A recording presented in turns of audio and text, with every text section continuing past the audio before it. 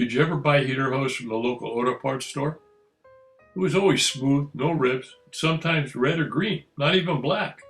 This was not acceptable to my customers, refurbishing their Corvettes.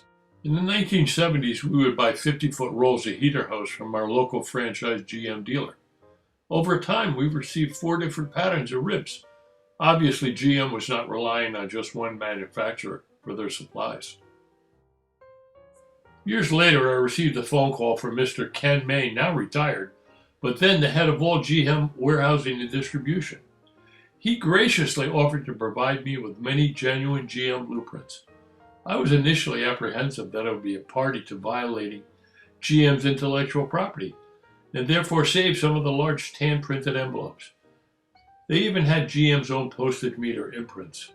Mr. May even had his own GM stationery, and sent me many personal notes along with the GM blueprints. These blueprints listed the companies that GM accepted as suppliers for heater hose. There were 7 to 8 U.S. companies listed and 2 Canadian companies approved. Each had a different pattern of identification on their surface, assigned by the RMA, the Rubber Manufacturers Association. These RMA ID marks are commonly called ribs, and there are actually 2 types. Narrow ones called pyramids and wider ones called plateaus. Additionally, these pyramids and plateaus can be recessed into the surface of the rubber or raised above the surface of the rubber. Years later, we purchased 5/8 and 3/4 inch heater hose in 5,000-foot lots from one of these same USA suppliers approved by GM, with the same pattern acceptable to GM. Ncrs TFP refers to what they consider typical factory production. The latest incarnation states that the 5/8 hose is smooth without ribs, with a repeating GM square logo, and the 3/4 inch hose is ribbed, but does not have any logo.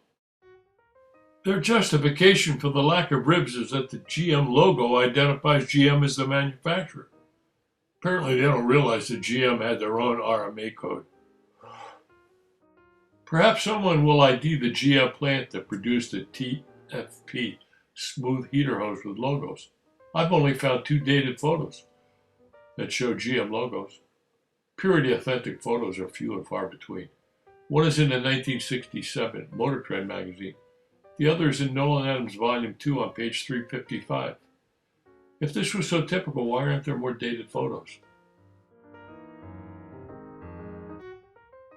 These hoses do look great with logos, but just like the runway models at a Victoria's Secret fashion show, I think they were gussied up for the press release and really not typical factory production.